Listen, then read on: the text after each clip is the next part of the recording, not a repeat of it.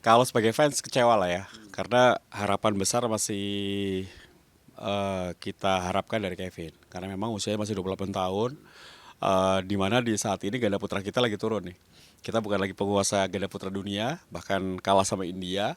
Kita juga diganggu dengan China. Kita tidak punya pemain yang aman gitu. Kalau dulu ada Dedis, ada Minions, kayaknya oh pasti juara gitu. Sekarang kayaknya berat gitu, nggak semudah dulu gitu. Jadi kalau as a fans, ya saya pasti kecewa ya.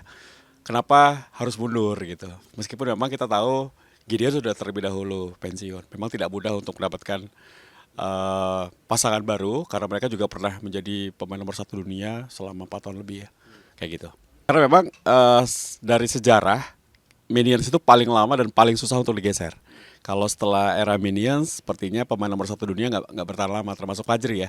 Hanya beberapa bulan kemudian harus digeser. Yang menurut saya tuh perbedaan tuh mereka memiliki karakter gitu.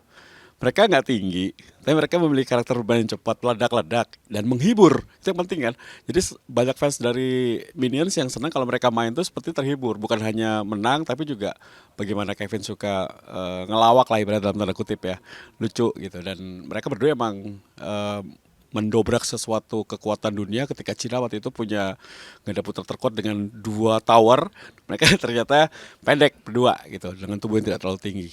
Jadi memang beda karakter. Dan ini mungkin untuk 10-20 tahun susah untuk mendapatkan karakter seperti ini. Jadi yang bisa saya ingat dari mereka tuh mereka juga dapat Piala Thomas ya tahun 2020. Membuat Indonesia kembali memulangkan Piala Thomas, kemudian cukup lama menjadi pemain ganda nomor satu dunia dan memiliki karakter itu yang penting. Bisa gendong tim Indonesia, tim Thomas atau tim kita ketika bermain beregu. Wajar sih ya kalau mereka kecewa karena beberapa tahun terakhir ganda putra itu ibaratnya kalau kita ikut turnamen apa pasti gelar ganda putra. Dulu tunggal putri nggak dilihat, ganda putri apalagi. Ya kita punya kekuatan dulu ganda campuran sama ganda putra. Nah saat ini berubah nih. Justru ketika Harry Ipe sudah tidak menjadi pelatih ganda putra, terus performa ganda putra kita menurun, orang berpikir Dennis yang akan pensiun terlebih dahulu. Ternyata Minion dulu. Jadi Minion Dennis hilang, maksudnya Dennis juga sudah cukup berumur, tidak bisa diandalkan. Nah justru Fajri ini nggak ada pendamping gitu. Wajar sih kalau BL atau badminton lovers pada kecewa ya. Karena mereka masih berharap bahwa ganda putra ini masih bisa diandalkan untuk turnamen-turnamen di BWF maupun di Olimpiade nanti. Karena sekarang hanya punya Fajri loh. Dan Fajri tidak ada yang mendampingi atau membantu. Itu berat, tapi ya kita tetap harus optimis. Jadi mundurnya Minions pasti berpengaruh ya besar pada kepercayaan diri BL melihat Ganda Putra. Tapi saya masih percaya sih Ganda Putra kita akan bangkit. Uh, Mengenai comebacknya Kevin, kalau pribadi sih masih lah. Masih 28 tahun, masih bisa berprestasi. Cuma masalahnya siapakah pasangannya? Ini tidak mudah kan. Dan apakah memang keputusan mundur ini benar-benar mundur ataukah mundur dari pelatnas saja?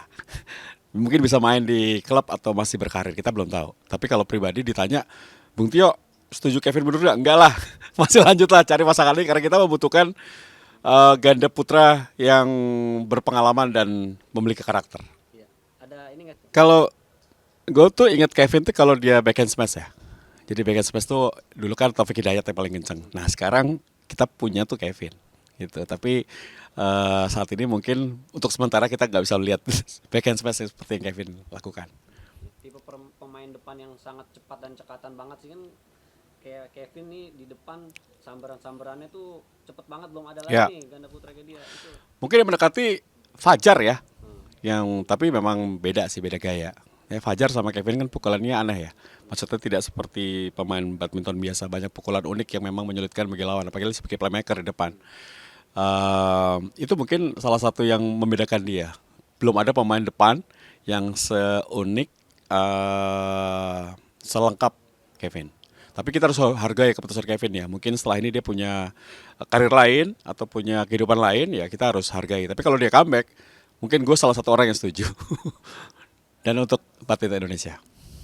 Ya, sepanjang saya ngikutin bulu tangkis Indonesia sejak tahun 90 ya, memang begitu banyak silih berganti pasangan ganda putra Indonesia yang muncul dan juga akhirnya berhenti karir. Dan namun yang saya harus akui, Kevin dan Marcus adalah pasangan ganda putra terhebat yang pernah saya lihat. Artinya bukan hanya prestasi mereka yang luar biasa, gaya main mereka yang memang berbeda.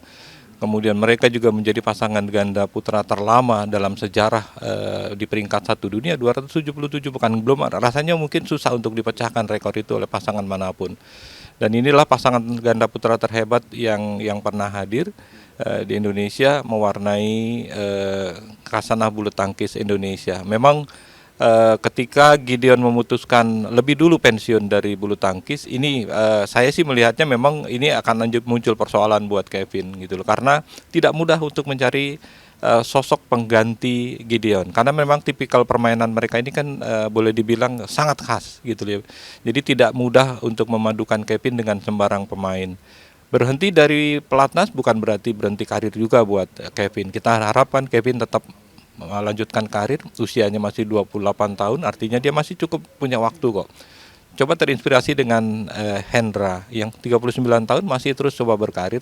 Artinya kita berharap paling tidak 3-4 tahun ke depan mudah-mudahan Kevin walaupun tidak ada di pelatnas, dia akan ditopang oleh PB Jarum, klub yang memang akan mampu menopang Kevin, tinggal dicarikan pasangan yang tepat. Saya kira di PB Jarum cukup banyak pemain berlimpah yang bisa mudah-mudahan dipilihkan untuk bisa mendampingi Kevin. Apakah nantinya bermain di sektor ganda putra ataupun ganda campuran, saya kira nanti waktu yang akan menjawab.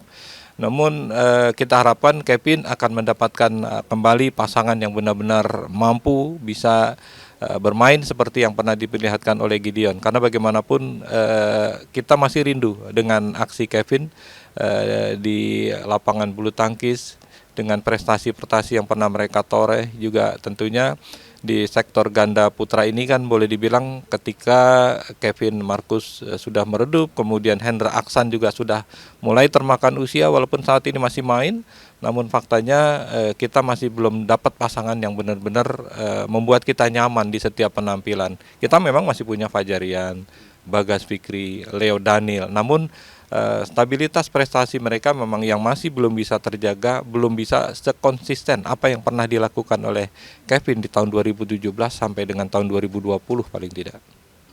Oh banyak kali ya, karena memang terutama ketika bermain di Istora itu luar biasa mereka gitu, ketika mereka berhadapan dengan pasangan Lee Junhui, Yu Chen di final Daihatsu Indonesia itu juga luar biasa. Penampilan mereka memang begitu atraktif ya.